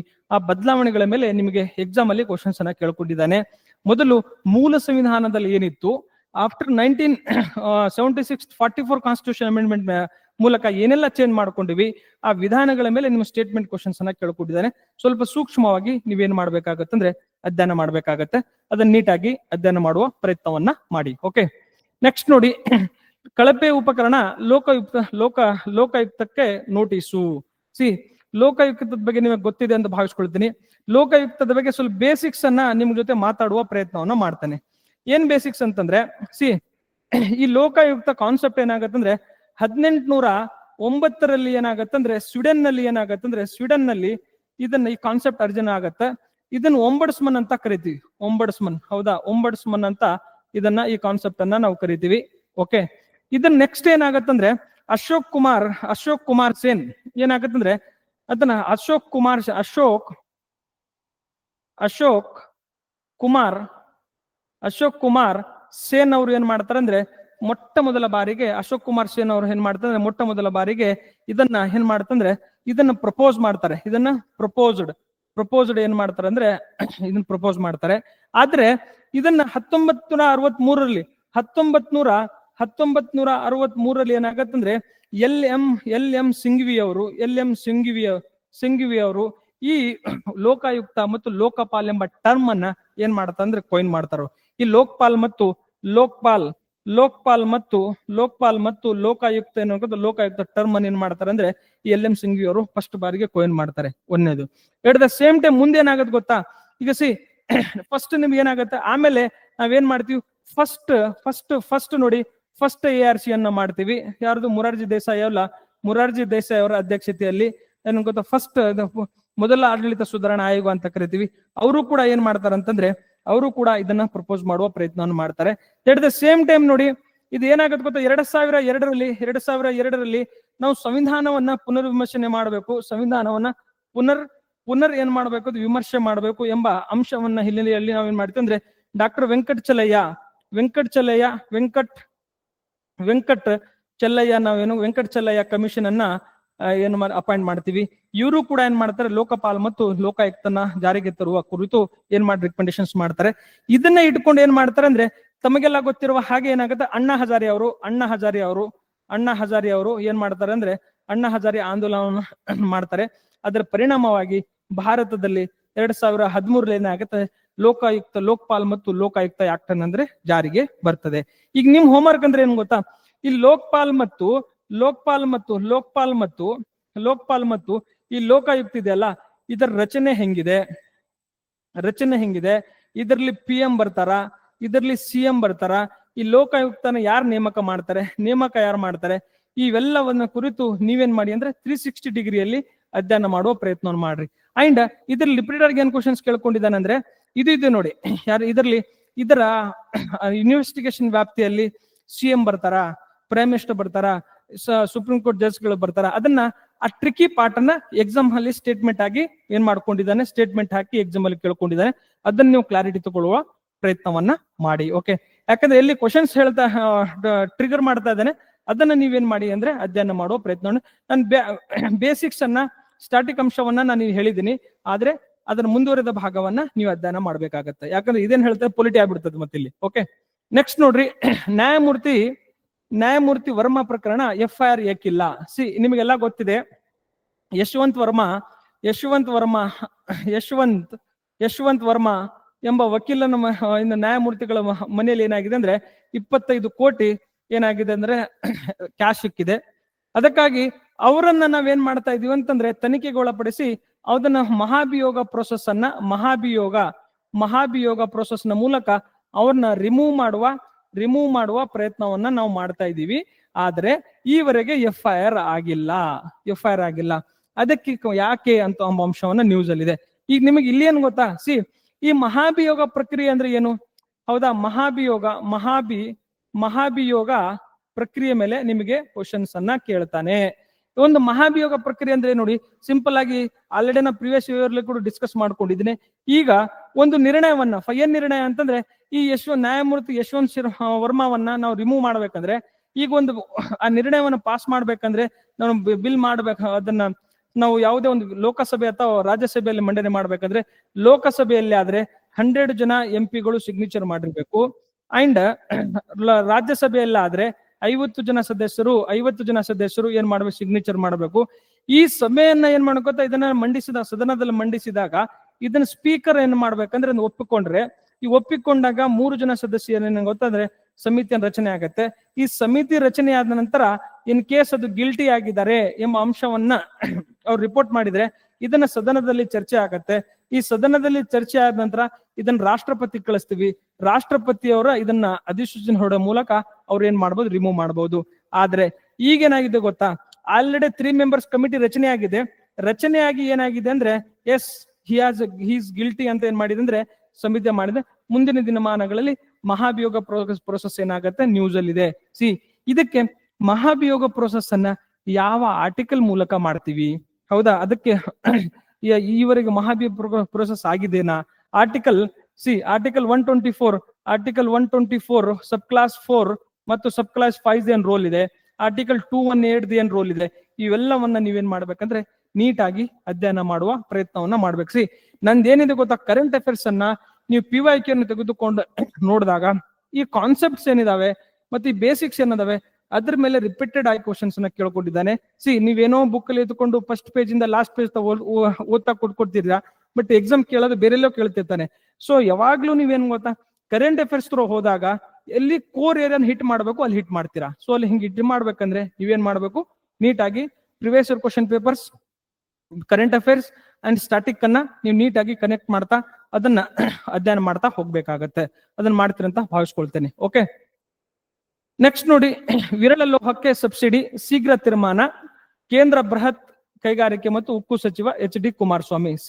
ಇಲ್ಲೇನಿದೆ ಗೊತ್ತಾ, ಈ ರೇರ್ ಅರ್ತ್ ಮಿನರಲ್ ಅಂತ ಕರಿತೀವಿ, ರೇರ್ ಅರ್ತ್ ಮಿನರಲ್ ಅಂತ ನಾವು ಕರಿತೀವಿ. ಈ ರೇರ್ ಅರ್ತ್ ಮಿನರಲ್ ಎಷ್ಟು ಇಂಪಾರ್ಟೆಂಟ್ ಅದಾವ ಅಂತಂದ್ರೆ, ನಾವ್ ಏನೆಲ್ಲ ಈಗ ಸ್ಮಾರ್ಟ್ ಫೋನು ಅಂಡ್ ನಾವೇನು ಸ್ಮಾರ್ಟ್ ಡಿವೈಸಸ್ ಏನ್ ಮಾಡ್ತಾ ಇದೀವಿ ಅವೆಲ್ಲದಕ್ಕೆ ಮೂಲ ಕಾರಣ ಏನಂದ್ರೆ ರೇರ್ ಅರ್ತ್ ಮಿನರಲ್ಸ್ಗಳು. ಇದನ್ನ 1,000 ಕೋಟಿ ಒಳಗಡೆ ಏನ್ ಗೊತ್ತಾ, ಒಂದು ಸಬ್ಸಿಡಿ ಕೊಡ್ಬೇಕು. ಇದನ್ನ ಈ ಲೋಹ ಉತ್ಪಾದನೆ ಸಬ್ಸಿಡಿ ಕೊಡ್ಬೇಕು. ಈ ಸಬ್ಸಿಡಿಯನ್ನ ಏನಾಗಿದೆ ಅಂದ್ರೆ 1,000 ಕೋಟಿ ಒಳಗಡೆ ಕೊಡ್ಬೋದು. ಯಾರು ಕೊಡ್ಬೋದು ಅಂದ್ರೆ ಫೈನಾನ್ಸ್ ಮಿನಿಸ್ಟ್ರು ಮತ್ತು ಏನ್ ಗೊತ್ತಾ ಇಂಡಸ್ಟ್ರಿ ಮಿನಿಸ್ಟರ್ ಕೊಡ್ಬೋದು. ಆದ್ರೆ ಇದು 1,000ಕ್ಕಿಂತ ಜಾಸ್ತಿ ಆದ್ರೆ ಇದನ್ನ ಕ್ಯಾಬಿನೆಟ್ ಕಮಿಟಿ ಆನ್ ಫೈನಾನ್ಸ್ ಹತ್ರ ಏನಾಗತ್ತಂದ್ರೆ ಅಪ್ರೂವಲ್ ತಗೋಬೇಕಾಗತ್ತೆ. ಸೊ ಅದ್ರ ಹಿನ್ನೆಲೆ ಏನಾಗುತ್ತೆ ಇದು ಎಷ್ಟಾಗತ್ತೆ ಅಂತ ಏನ್ ಮಾಡ್ಕೊಂಡು ಡಿಸ್ಕಸ್ ಮಾಡಿ ತೀರ್ಮಾನ ತೆಗೆದುಕೊಳ್ತೀವಿ ಅನ್ನೋ ಅಂಶವನ್ನ ಏನ್ ಮಾಡಿದ್ರೆ ನಮ್ಮ ಮಾನ್ಯ ಕೈಗಾರಿಕಾ ಸಚಿವರು ಹೇಳಿದ್ದಾರೆ. ಆದ್ರೆ ನಮಗೇನ್ ಗೊತ್ತಾ, what is rare earth minerals ಅಂದ್ರೆ ಏನು, ರೇರ್ ಅರ್ತ್ ಮಿನರಲ್ಸ್ ಅಂದ್ರೆ ಏನು, ಇದನ್ನ ಯಾವ ಆಕ್ಟ್ ಮೂಲಕ ನಾವ್ ಏನ್ ಮಾಡ್ತೀವಿ ಅಂದ್ರೆ ಅದನ್ನ ಎಕ್ಸ್ಟ್ರಾಕ್ಟ್ ಮಾಡ್ತೀವಿ, ಇದರ ಮೆಕಾನಿಸಮ್ ಫ್ರೇಮ್ವರ್ಕ್ ಏನಿದೆ ಇದರದ್ದು, ಹೌದಾ.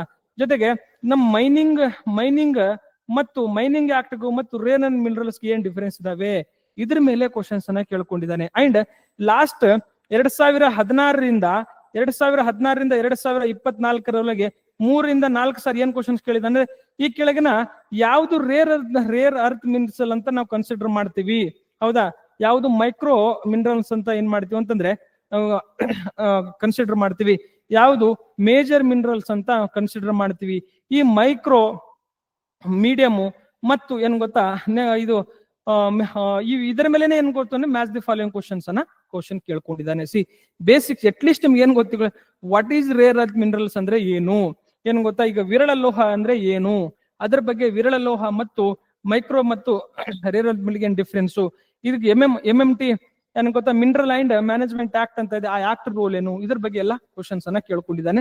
ಸ್ವಲ್ಪ ನೀವು ಬೇಸಿಕ್ಸ್ ಅನ್ನ ನೀವು ಇನ್ನೂ ಚೆನ್ನಾಗಿ ಅಧ್ಯಯನ ಮಾಡುವ ಪ್ರಯತ್ನವನ್ನ ಮಾಡಿ. ಯಾಕಂದ್ರೆ ನೀವು ಏನಾದ್ರೂ ಟ್ರೆಡಿಷನ್ ಮೂಲಕ ನೀವು ಪ್ರಿಪರೇಷನ್ ಮಾಡ್ಕೊಂಡು ಕೂತೀವಿ, ಏನು ಹಳೆ ಬುಕ್ ಇಟ್ಕೊಂಡು ಕೊಟ್ರೆ ನೀವೇನ್ ಗೊತ್ತಾ ಎಕ್ಸಾಮ್ ಪಾಸ್ ಆಗಲ್ಲ.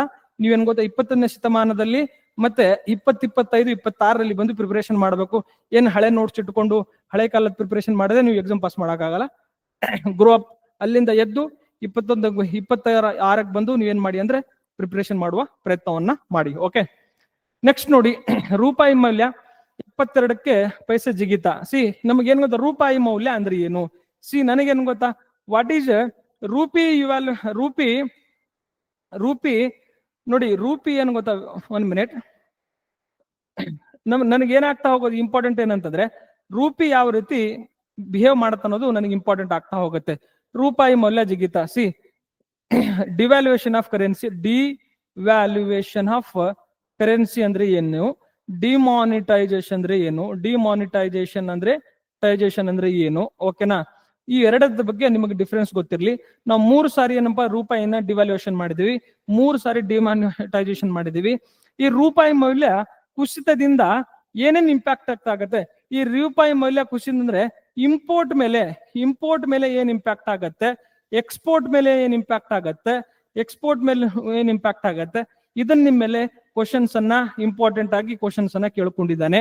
ಅಂಡ್ ಡಿವ್ಯಾಲ್ಯೂಯೇಷನ್ ಆಫ್ ಕರೆನ್ಸಿ ಮತ್ತು ಡಿಮಾನಿಟೈಸೇಷನ್ ಅಂದ್ರೆ ಏನು, ಮತ್ತು ರಿವ್ಯಾಲ್ಯೂಯೇಷನ್ ಆಫ್ ಕರೆನ್ಸಿ ಅಂದ್ರೆ ಏನು, ಈ ಟರ್ಮಿನಾಲಜಿ ಬಗ್ಗೆ ನಿಮ್ಮ ಕ್ವಶನ್ಸ್ ಅನ್ನ ಕೇಳ್ತಾನೆ. ನಿನಗ್ ಗೊತ್ತಿರೋ ನಿಮಗೆ ಏನ್ ಅಂತಂದ್ರೆ ಇಲ್ಲಿ ಏನ್ ಮಾಡು, revaluation of currency, devaluation of currency, demonetisations, and ಈ ರೂಪಿ ಏನು ಗೊತ್ತಾ, ಡಿವ್ಯಾಲ್ಯೂಯೇಷನ್ ಮಾಡೋದ್ರಿಂದ ಇಂಪೋರ್ಟ್ ಎಕ್ಸ್ಪೋರ್ಟ್ ಮೇಲೆ ಏನ್ ಇಂಪ್ಯಾಕ್ಟ್ ಆಗುತ್ತೆ ಅದು. ಅಂಡ್ ನಿಮ್ ಫಾರೆಕ್ಸ್ ರಿಸರ್ವ್ ಮೇಲೆ, ಫಾರೆಕ್ಸ್ ರಿಸರ್ವ್ ಮೇಲೆ ಏನಾಗುತ್ತೆ, ಇಂಪ್ಯಾಕ್ಟ್ ಏನಾಗುತ್ತೆ, ಅದನ್ನ ನೀವು ಅಧ್ಯಯನ ಮಾಡುವ ಪ್ರಯತ್ನವನ್ನ ಮಾಡಿ.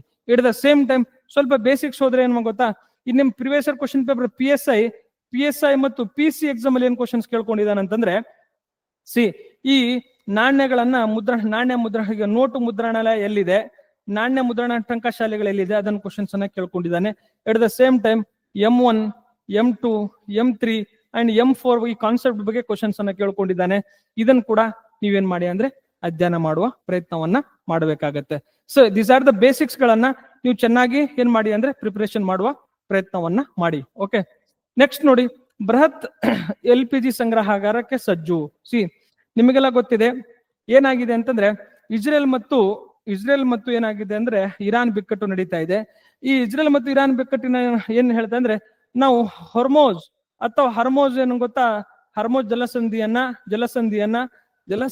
ನಾವೇನ್ ಮಾಡ್ತೀವಿ ಅಂತಂದ್ರೆ ಬಂದ್ ಮಾಡ್ತೀವಿ ಅನ್ನೋ ಅಂಶವನ್ನ ಇರಾನ್ ಏನ್ ಮಾಡಿದೆ ಅಂತಂದ್ರೆ ಹೇಳ್ಕೊಂಡಿದೆ. ಸೊ ಇಂಥ ಸಂದರ್ಭದಲ್ಲಿ ಭಾರತ ಏನಾಗಿದೆ ಅಂದ್ರೆ ಸಾಕಷ್ಟು ಕ್ರೂಡ್ ಆಯಿಲ್ ಅನ್ನ ಇಂಪೋರ್ಟ್ ಮಾಡುತ್ತೆ. ಸೊ ಇತರ ದೇಶಗಳ ಮೇಲೆ ಬಹಳಷ್ಟು ನಾವು ಡಿಪೆಂಡ್ ಆಗಿದ್ದೀವಿ. ಇಂಥ ಒಂದು ಎಮರ್ಜೆನ್ಸಿ ಸಂದರ್ಭಗಳನ್ನ ನಾವೇನ್ ಮಾಡ್ಬೇಕಂತಂದ್ರೆ ನಿಭಾಯಿಸಲು ನಾವೇನ್ ಮಾಡ್ಕೊಂಡಿವಿ ಅಂದ್ರೆ ಸ್ಟ್ರಾಟಜಿಕ್ ಆಯಿಲ್ ರಿಸರ್ವ್ ಅನ್ನೋ ಕಾನ್ಸೆಪ್ಟ್ ಅನ್ನ ನಾವೇನ್ ಮಾಡ್ಕೊಂಡಿವಿ ಅಂದ್ರೆ ನಾವು ತಂದ್ಕೊಂಡಿವಿ.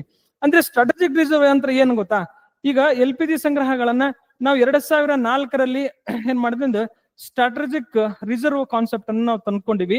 ಏನಂತಂದ್ರೆ ನಮ್ಮ ಆಯಿಲ್ ಸಂಗ್ರಹ ನಮ್ಮ ಹತ್ರ ಎಷ್ಟು ಇರ್ಬೇಕಂತಂದ್ರೆ 90 ದಿವಸಕ್ಕೆ ಆಗುವಷ್ಟು ನಮ್ಮ ಹತ್ರ ಏನಿರ್ಬೇಕಂದ್ರೆ ಸಂಗ್ರಹ ಇರಬೇಕು.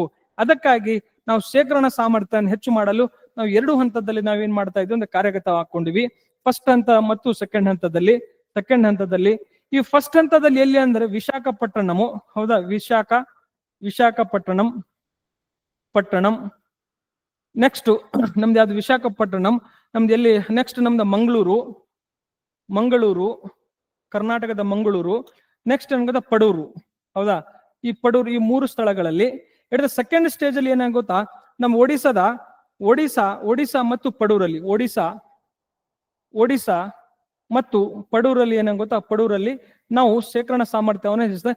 ಈ ಟೋಟಲ್ ಅಂದ್ರೆ 90 ಡೇಸ್ ನಮ್ಗೆ ಏನ್ ಗೊತ್ತಾ, ಎಲ್ಲಿಂದ ನಮ್ಗೆ ಏನ್ ಗೊತ್ತಾ ನಾವು ಇಂಪೋರ್ಟ್ ಮಾಡಲಿಲ್ಲ ಅಂದ್ರೆ ನಮ್ಗೆ ಏನಾಗುತ್ತೆ, ಕ್ರೂಡ್ ಆಯಿಲ್ ನಮಗೆ 90 ಡೇಸ್ಗೆ ಇಂಡಿಯಾಕ್ಕೆ ಬೇಕಾಗುವ ಬೇಡಿಕೆಯನ್ನ ಏನ್ ಮಾಡಕ್ಕೂ ನಮಗೆ ಸಾಕಾಗುವಷ್ಟು ನಾವೇನ್ ಆಯಿಲ್ ರಿಸರ್ವ್ ಅನ್ನು ಮಾಡ್ತಾ ಇದೀವಿ. ಅದಕ್ಕೆ 2004ರಲ್ಲಿ ಏನ್ ಮಾಡ್ತಾ ಇದೀವಿ ಅಂತಂದ್ರೆ 2004ರಿಂದ ನಾವು ಒಂದು ಯೋಜನೆ ಹಾಕೊಂಡಿವಿ. ಈಗ ಏನಾಗಿದೆ ಅಂದ್ರೆ ಈ LPG ಸಂಗ್ರಹಾಲಯ ಎಲ್ಲಿ ಅನ್ ಗೊತ್ತಾ, ನಮ್ದು ಮಂಗಳೂರದಲ್ಲಿ ಇದೆ. ಈ ಮಂಗಳೂರದಲ್ಲಿ ಏನಾಗಿದೆ ಅಂದ್ರೆ ಎಲ್ಲಾ ಪರೀಕ್ಷೆಗಳನ್ನ ಮಾಡಿಕೊಂಡು ಅದು ಏನಾಗಿತ್ತು ಅಂದ್ರೆ ಶೇಖರಣೆ ಸಾಮರ್ಥ್ಯಕ್ಕೆ ಏನಾಗಿದೆ, ರೆಡಿ ಆಗಿದೆ. ಅದು ಒಂದು ನ್ಯೂಸ್ ಇದೆ ನಿಮಗೆ. ಇದು ನ್ಯೂಸ್ ನಿಮಗೆ ಇದೇನ್ ಕ್ವಶನ್ಸ್ ಕೇಳಬಹುದು ಗೊತ್ತಾ, ಈ ನೋಡಿ ಯಾವುದು ವಿಶಾಖಪಟ್ಟಣಂ, ಮಂಗಳೂರು, ಪಡೂರು ಮತ್ತು ಒಡಿಸಾದಲ್ಲಿ ಇಲ್ಲಿಂದ ಎಷ್ಟು ಡೇಸ್ಗೆ, 90 ಡೇಸ್ಗೆ ಅದನ್ನ ಕ್ವಶನ್ಸ್ ಕೇಳುವ ಸಾಧ್ಯತೆ ಇರ್ತದೆ. ಜೊತೆಗೆ ಒಂದು ಕಮಿಟಿ ಕೂಡ ರಿಪೋರ್ಟ್ ಕೊಟ್ಟಿದೆ, ಪಾರ್ಲಿಮೆಂಟರಿ ಕಮಿಟಿ. ಏನಾದ್ರೆ ಅದನ್ನ ಸ್ವಲ್ಪ ನೀವು ಬಹಳಷ್ಟು ಎಚ್ಚರಿಕೆಯಿಂದ ಮಾಡ್ಬೇಕಂದ್ರೆ ಪಾರ್ಲಿಮೆಂಟರಿ ಕಮಿಟಿ ಕೂಡ ಏನ್ ಮಾಡಿದೆ ಅಂತಂದ್ರೆ ರಿಪೋರ್ಟ್ ಅನ್ನ ಕೊಟ್ಟಿದೆ. ಅದನ್ನ ಕೂಡ ನೆನ್ಪಿಡುವ ಪ್ರಯತ್ನ ಮಾಡಿಸಿ. ಅಂಡ್ ಜೊತೆಗೆ LPG ಹಂಗಂದ್ರೆ ಏನಿದು, ಅಂದ್ರೆ ಏನು, PG ಅದ್ರೇನು ಗೊತ್ತಾ, ಅದನ್ನ ಕೂಡ ಸೈನ್ಸ್ ಸ್ವಲ್ಪ ಇದ್ ಮಾಡುವ ಪ್ರಯತ್ನವನ್ನು ಮಾಡಿ. ಅದು LPG ಗೊತ್ತಾ, ಅದರಲ್ಲಿ ಬಗ್ಗೆ ಬೇಸಿಕ್ಸ್ ಮೊದಲೆಲ್ಲ ಹಳೆ ಪ್ರಶ್ನೆ ಪತ್ರಿಕೆ ನೋಡ್ಕೊಂಡಾಗ ಅದ್ರಲ್ಲಿ ನಾವು ನಾವು ಗ್ಯಾಸ್ ಯೂಸ್ ಮಾಡಿದ್ವಲ್ಲ, ಗ್ಯಾಸ್ ಅಲ್ಲಿ ನಮ್ಗೆ ವಾಸನೆ ಬರುತ್ತೆ ನೋಡಿ, ಆ ಅನಿಲ ಯಾವುದು, ಹೌದಾ, ಅದ್ರ ಬಗ್ಗೆ ಕ್ವಶನ್ಸ್ ಎಲ್ಲ ಕೇಳ್ಕೊಂಡಿದ್ದಾನೆ. ಸ್ವಲ್ಪ ನೀವೇನ್ ಮಾಡಿ ಅಂದ್ರೆ ಬೇಸಿಕ್ಸ್ ಅನ್ನ ತಿಳಿದುಕೊಳ್ಳುವ ಪ್ರಯತ್ನವನ್ನ ಮಾಡಿ. ಸೊ ಇವತ್ತಿನ ಕ್ಲಾಸ್ ಅಲ್ಲಿ ನೋಡಿ ನಾವು ಪೊಲಿಟಿಯನ್ನ 4 ಟಾಪಿಕ್ಸ್, ನಮಗೆ ಎಲೆಕ್ಷನ್ ಕಮಿಷನ್ಸ್, ಮಹಾಭಿಯೋಗ ಪ್ರೊಸೆಸ್, ನೆಕ್ಸ್ಟ್ ಎಮರ್ಜೆನ್ಸಿ, ಈ 3 ಇಂಪಾರ್ಟೆಂಟ್ ಟಾಪಿಕ್ಸ್ ಗಳನ್ನು ಡಿಸ್ಕಸ್ ಮಾಡ್ಕೊಂಡಿವಿ. ಈ ಸ್ಟ್ರಾಟಜಿಕ್ ಆಯಿಲ್ ರಿಸರ್ವ್ ಡಿಸ್ಕಸ್ ಮಾಡ್ಕೊಂಡಿವಿ. At the same time rare earth minerals discuss ಮಾಡ್ಕೊಂಡಿವಿ. ಈ ಎಲ್ಲ 5 ಟಾಪಿಕ್ಸ್ ಗಳು ಮುಂದಿನ ಎಕ್ಸಾಮ್ಸ್ ಗಳಲ್ಲಿ 100% ಏನಾಗೋದು ಎಕ್ಸಾಮ್ ಬರುವ ಸಾಧ್ಯತೆ ಇರ್ತವೆ. ಎಟ್ ದ ಸೇಮ್ ಟೈಮ್ ಸ್ಟಾರ್ಟಿಂಗ್ ಅಲ್ಲಿ ಏನ್ ಡಿಸ್ಕಸ್ ಮಾಡ್ಕೊಂಡಿದ್ದೀನಿ ಅಂದ್ರೆ 4 ಆಪರೇಷನ್ಸ್ ಗಳನ್ನ ಡಿಸ್ಕಸ್ ಮಾಡುವ ಪ್ರಯತ್ನವನ್ನು ಮಾಡ್ಕೊಂಡಿದ್ದೀನಿ. ಅದನ್ನು ಕೂಡ ನೀವೇನ್ ಮಾಡಿ ಅಂದ್ರೆ ನೀಟ್ ಆಗಿ ನೆನ್ಪಿಟ್ಕೊಳ್ಳುವ ಪ್ರಯತ್ನವನ್ನು ಮಾಡಿ. ಸೊ ಇದ್ರ ಜೊತೆಗೆ ಡಿಸ್ಕ್ರಿಪ್ಷನ್ ಬಾಕ್ಸ್ ಅಲ್ಲಿ ನಾವೇನ್ ಮಾಡ್ಕೊಂಡಿದ್ದೀನಿ, ನಾ ಏನೆಲ್ಲ ಡಿಸ್ಕಸ್ ಮಾಡ್ಕೊಂಡಿದ್ದೀನಿ ಅವೆಲ್ಲವೂ ರಿವಿಷನ್ ಮಟೀರಿಯಲ್ ನಿಮ್ಗೆ ಅವೈಲೇಬಲ್ ಇದೆ. ಎಟ್ ದ ಸೇಮ್ ಟೈಮ್ ನಿಮ್ಗೆ ಏನಿದೆ ಅಂತಂದ್ರೆ ನಮ್ದು ಯಾವುದು ಡಿಟೇಲ್ ಡಾಕ್ಯುಮೆಂಟ್ ಕೂಡ ಅವೈಲೇಬಲ್ ಇದೆ. ಅದನ್ನ ರಿವಿಷನ್ ಮಾಡಿ ನಿಮ್ಮದೇ ಆದ ನೋಟ್ಸ್ ಅನ್ನು ಮಾಡಿಕೊಂಡು ಮುಂದಿನ ದಿನಮಾನಗಳಲ್ಲಿ ಬರುವಂತ ಎಕ್ಸಾಮ್ಸ್ ಗಳಿಗೆ ಸದೃಢವಾಗಿ ತಯಾರಿ ನಡೆಸಿ ಅಂತ ಹೇಳ್ತಾ ನನ್ನ ಕ್ಲಾಸ್ ಅನ್ನ ಇಲ್ಲಿಗೆ ಎಂಡ್ ಅಪ್ ಮಾಡ್ತೇನೆ. Thank you very much.